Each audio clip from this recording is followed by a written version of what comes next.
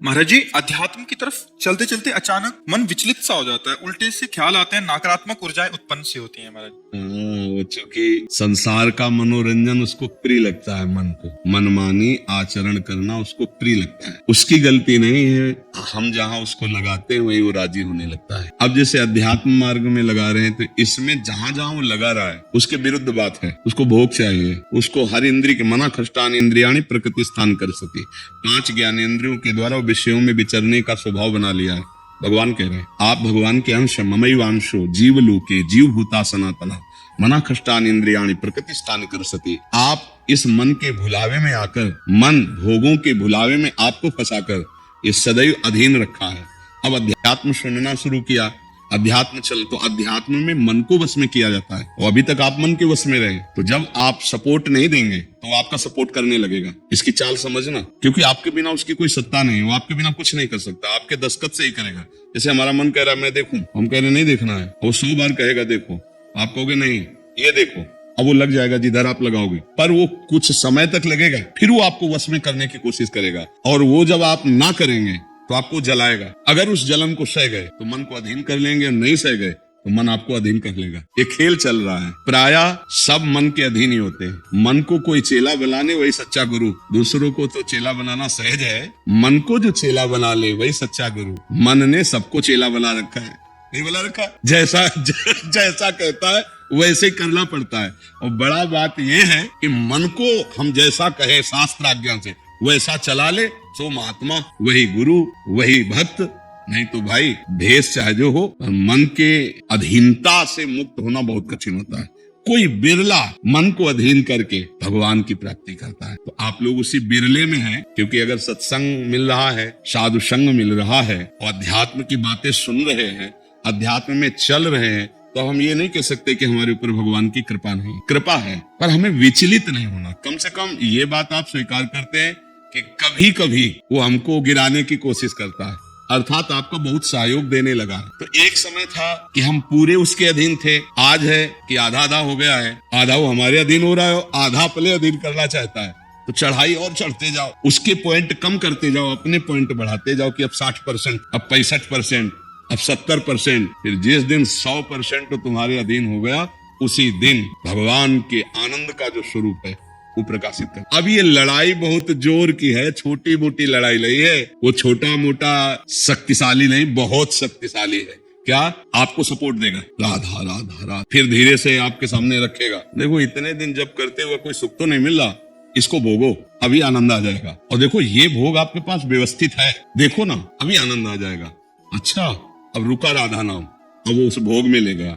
अब राधा नाम जपना चाहोगे तो अच्छा नहीं लगेगा, अरुचि, वो अपने अधीन करता चला जाए। कोई विवेकवान गुरु कृपा पात्र इसकी चाल समझ जाता है, अरे अरे मुझे तो पुनः फंसा रहा है, गिरा रहा है, नहीं नहीं नहीं, राधा राधा राधा राधा राधा राधा राधा राधा राधा, तब बचा जा सकता है। ये बहुत प्रवीण है मन, बहुत फुसला के फंसाता है। ऐसे ही फंसाता है कि देखो देख लेंगे, छुएंगे थोड़ी, नजदीक पहुंचा जिस विषय का, छू लेंगे कुछ होगा थोड़ी, और धीरे धीरे धीरे वो तुम्हें लगेगा कि यार गलती हो गई, ऐसा क्यों हो गया, ऐसा यूं हो गया कि उसकी चाल को नहीं समझ पाए, उसकी चाल को नहीं। हर एक इंद्री के साथ ये जुड़ा हुआ है। ये सुन लेंगे, ये देख लेंगे, ये छू लेंगे, ये भोग लेंगे। इन्हीं इंद्रियों के कारण हमें परमात्मा प्राप्ति नहीं हो रही। यही इंद्रियां भोगों में फंसाए हुए हैं, और उसका मुखिया ये मन है। और ये बहुत चतुर मंत्री है आपका मंत्री। पर ऐसा समझ लो कि भोला राजा और चतुर मंत्री, तो उसकी दुर्दशा कैसी होती राजा की, जो सलाह देता है वैसे ही कर देता है और फंसता चला जाता है।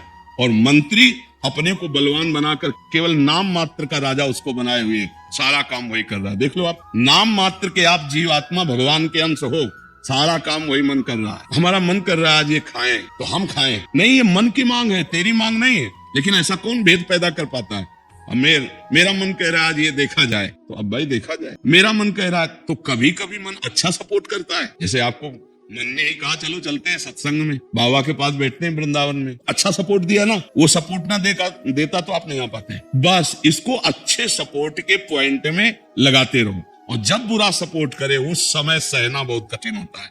अगर मन ने ठान लिया कि अब ये करना है, और आपने कह दिया ना, तो आपको जलाना शुरू करेगा। और उस जलन को जो सह गया, यम ही न व्यथ्यन्ते ते पुरुषम पुरुषर्षव सम दुखा सुखाधीरम स्वमृतत्वाय कल्पते, उस जलन को जो सह गया सो भगवान को प्राप्त करने की सामर्थ्य रख लेता है। बहुत कठिन है मन की जलन को सहना। बाहर के थप्पड़ सह जाना सही, लेकिन मन के थप्पड़ सहना बहुत कठिन, सबको गिरा देता है। इसका बहुत विचित्र बल होता है और इससे बचने का केवल एक उपाय है, नाम जब न छूटे और ये स्वीकार मत करो कि मुझे चाहिए। जैसे मन कह रहा है आज उस होटल में चलते हैं, अब रसेंद्री और मन एक हो गया है। अब आपको लगता है मेरी मांग है, तो बोले भाई आज मेरा मन कह रहा है यही, आज मेरा मन कह रहा है कि आज उस होटल का भोजन होना चाहिए। अरे तेरा मन कह रहा है, तू खुद कह रहा है, अब उसमें निर्णय करो सही है कि गलत। अगर गलत लग रहा है इसकी चाल तो आप मत जाओ। घर में रोटी दाल बना, इसको अच्छा नहीं लगेगा, 100 बार कहेगा नहीं नहीं, तो आपको नहीं भाई आज तो यही खाना पड़ेगा। कल भले विचार करेंगे,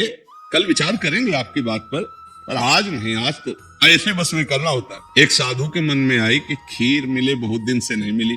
मन है कभी कुछ भी सोच सकता है, बहुत व्याकुलता हो गई, बस खीर खीर खीर। तो एक भगत के यहाँ गए, 10-5 गाय भैंस बंधी थी। उनका कि आपकी श्रद्धा है संतों पर? उनका महाराज आदेश कीजिए। तो बोले 10 संतों के लिए खीर बना सकते हो आप? बोले 20 घर का दूध है, हम 20 संतों के लिए बना देंगे। बोले हम 11 बजे आएंगे दोपहर के, आप बना के तैयार रखिए।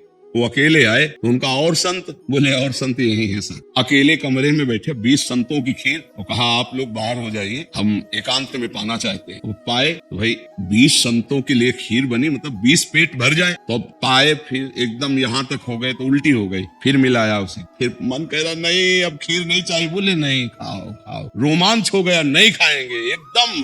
बोले जिंदगी में खीर का नाम मत लेना, जिंदगी तो या तो ऐसे उतरो या तो ऐसे उतरो। इसको वश में करना बहुत अच्छा, एकदम विरोध भी नहीं कर सकते आप, इसका चल ही नहीं पाओगे, इसका विरोध भी एकदम नहीं कर सकते, सपोर्ट भी करना पड़ेगा। तो अच्छी बात में इसका सपोर्ट करो। अब कह रहा जिससे हमें आज मीठा खाना है, ठीक है तुम्हारी मांग बुरी नहीं है, गए किसी अच्छी दुकान से लिया, ठाकुर जी को भोग लगाया, पानी, तो उसका सपोर्ट हो गया। अब वो बुरी बात कह रहा है, अब नहीं मानूंगा। उस समय जो जलन उसे सह जाओ, बस यही साधना का है।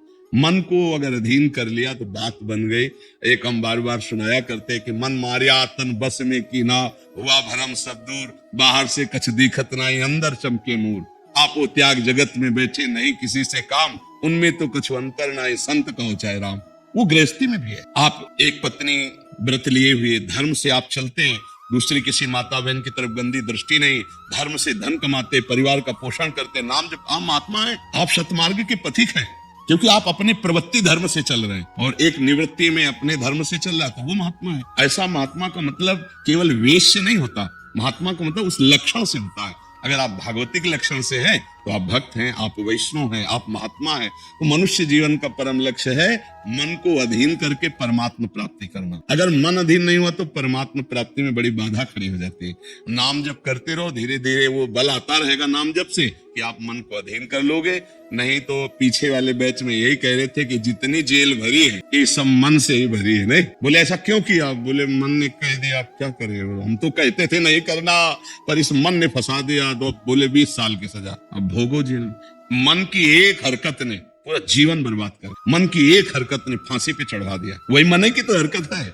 हमें लगता है बहुत होश में रहा जाए, ये जो मंत्री है सलाहकार मन, इस पर नजर रखी जाए कि इसकी गलत सलाह पे दस्तखत ना करो। और अगर आप स्वीकृति नहीं देंगे तो कुछ नहीं कर पाएगा, पक्का समझना। आपकी स्वीकृति से ही होता है जो कुछ होता है। आप जाके देते हैं कि चलो अच्छा ठीक है, बस फिर आपकी कोई गम नहीं है, वो आपसे करवा के मानेगा। इतना बलवान मन है, बड़े बड़ों से करवा लेता है। आप तो मान लो गृहस्थी में हो, जिसने आजीवन भगवान का मार्ग चयन किया है उसको भूल में डाल देता है, गलत मार्ग में ले जाता है। आप तो गृहस्थी में मान लो आपसे चूक होना स्वाभाविक है, क्योंकि प्रपंच माया प्रपंच है। जिसने जीवन भर के लिए नियम लिया है उससे भी चूक करवा देता है। बड़ा विचित्र मन है। हाँ, अगर मन कहीं अधीन हुआ है तो भगवान का आश्रय लेकर और विवेक के द्वारा इसे अधीन किया जाता है। और विवेक ये बाजार में मिलता नहीं है, ये सत्संग से मिलता है, जिसे आप सुन रहे हैं। बिन सत्संग विवेक न होई और राम कृपा बिन सुलभ न सोई। सत्संग होता है भगवान की कृपा से और सत्संग से मिलता है विवेक, और विवेक से मन का शासन निर्णय किया जाता है। तू गलत सलाह दे रहा है, तो मेरी मांग नहीं तेरी मांग है, मैं इसको रिजेक्ट करता हूँ, नहीं पास करता हूँ। बस वो कुछ नहीं कर पाए। पर इतना ज्ञान नहीं रहता भैया, जहां वो मन से आज गरम गरम कचौड़ी दाल की हो और फिर चटनी हो, फिर अब आप खोज करोगे कहाँ बन रही है, हम खरीद के खाए। मन ऐसे फंसा रहा। आप देखो ना, अपने घर में सब भोग सामग्री है, लेकिन जिनका मन, जो भजन नहीं करते, जो सत्संग नहीं करते, उनका मन गंदे आचरणों में फंसा है। घर में वो सब भोग सामग्री है, धर्म पूर्वक भोग करके वो भगवान को प्राप्त कर सकते थे, लेकिन वो अधर्म आचरण, कलह, अशांति घर में है, और उनका मन कहाँ ले जाता है, गंदे गंदे जगह उनको फंसाए। ये मन की चाल है। आपके घर में है, धर्म पूर्वक भोग सकते हैं, लेकिन आपसे अधर्म करवाता है, पापाचरण करवाता है। आप विचार करो क्या है इन शरीरों में, क्या है, या उन भोगों में क्या है। कितना भोगोगे, चाहे जितना भोग लो, कभी तृप्ति होने वाली नहीं। और धर्म से चलोगे तो एक दिन इनसे निवृत्ति हो जाएगी, तृप्ति तो नहीं, निवृत्ति हो जाएगी, और आप प्रभु को प्यारे, प्रभु के प्रियजन बन जाएंगे। यही मनुष्य जीवन का लाभ है कि हम कमाई करने आए धर्म की, पुण्य की, नाम की, भगवान का नाम जप करके मंगल करने की, पर ये दिमाग में नहीं रहता, और यही लगता है जितना धन हो जाए, जितनी भोग सामग्री हो जाए, खूब भोगे, मौज से जिए। पर अधर्म आचरण करने वाला कभी मौज से नहीं रह सकता। ये शब्द याद रखो, चिंता, भय, शोक, घबराहट, दुख, ये उसको कभी छोड़ेगा नहीं जो पाप कर्म करता है। अचानक बेमतलब की कल्पना भय की सवार रहेगी, और धीरे धीरे वो मन डिप्रेशन में पहुंचने लगता है। क्यों? क्योंकि पापाचरण हो जाता है। और घर के किसी व्यक्ति से ठीक से बात नहीं करेगा। क्यों? अंदर से डिस्टर्ब हो चुका है। ये क्यों हुआ? बोले पापाचरण से हुआ। आज बहुत ज्यादा लोग डिप्रेशन में जा रहे हैं, बहुत ज्यादा लोग। इसका कारण जानते हो क्या है? यही मनमानी आचरण। मनमानी आचरण बचपन से शुरू हो जाता है, गंदा आचरण, गंदा व्यवहार, और वो दिमाग काम नहीं करता। एक प्रियता हमारे अंदर होती है कि कोई हमें प्यार करे, आप समझ ना। एक हमारे अंदर प्रेम की मांग होती है कि कोई हमें प्यार करे। नौ किशोर अवस्था में, जब यौवन अवस्था का, अगर उस समय हमें गलत संग मिल गया तो विक्षिप्त हो जाता है चित्त। अच्छा, प्यार कोई समझ पावे तो मुश्किल की बात है। प्रेम का निर्वाह तो सिर्फ भगवान करते हैं, या भगवान प्रदत्त ऐसा कोई दे दे जो प्रेम का निर्वाह करे। नहीं, अपने हृदय से जिसको हम प्रेम करते हैं और वो कहीं दूसरी जगह देख रहा है, अब विक्षिप्त हो जाएगा वो व्यक्ति, नहीं हो जाएगा। और ये प्राय बहुत तायत में हो रहा है। क्यों? क्योंकि पूर्व संस्कार बन गए। अच्छा, जैसे देखना, बॉयफ्रेंड गर्लफ्रेंड, ब्रेकअप, फिर बॉयफ्रेंड, फिर गर्लफ्रेंड, समझ रहे हैं क्या संस्कार पड़ रहा है बच्चों के अंदर। अब वो जब वर्ण करेंगे एक पति का, तो उनके अंदर निष्ठा आ पाएगी, वो संयम से चल पाएंगे, वो एक गृहस्थी को संभाल पाएंगे, वो अपने पति या पत्नी पर पूर्ण प्रेम कर पाएंगे? नहीं कर पाएंगे। क्यों? क्योंकि आदत खराब हो चुकी है, संस्कार खराब हो चुके हैं। अब ये हमारे समाज में ज्यादा फैल रहा है, नहीं फैल रहा है। अब जहां मन को संयम में लाने की बात आती है, वहां मन को तो हमने पहले ही रद्दी कागज बना दिया, पहले ही हमने उसको गंदा कर दिया। अब कैसे हो सकता है? गृहस्थी बहुत पावन मार्ग है, कोई ऐसा नहीं है। मतलब पवित्र शरीर दोनों के हैं, और फिर धर्म से ग्रहण किया गया, वो फिर एक अच्छी गृहस्थी बनती है। तो पहले, इसलिए भाई बहुत संभालने की जरूरत। आप तो बड़े भाग्यशाली जो अध्यात्म में इस बात को समझ रहे हैं, नहीं तो आज हमारा समाज थोड़ा गलत रास्ते की तरफ जा रहा है, गलत मार्ग है जिसको कोई समझ नहीं रहा। हमारे नवीन नवीन बच्चे, नवीन नवीन बच्चियां, नवीन नवीन भाई इस भूल में फंस गए कि ये सुख है और ये भोगना मतलब जीवन का लाभ है। नहीं नहीं, इसको धर्म के अंतर्गत रखा गया। देखो, हमारे शास्त्र में 4 पुरुषार्थ रखे गए, धर्म, अर्थ, काम, मोक्ष। काम कहाँ है? तीसरे नंबर पे है। पहले में क्या है? धर्म, और आखिरी में क्या है? मोक्ष। जो धर्म से चलता है, धन धर्म से कमाता है, धर्म से काम भोग करता है, वो मोक्ष को प्राप्त हो जाता है। आज 2 बातें हट गई, पहली और आखिरी, धर्म और मोक्ष हट गया, और अर्थ और काम रह गया, नहीं रहेगा।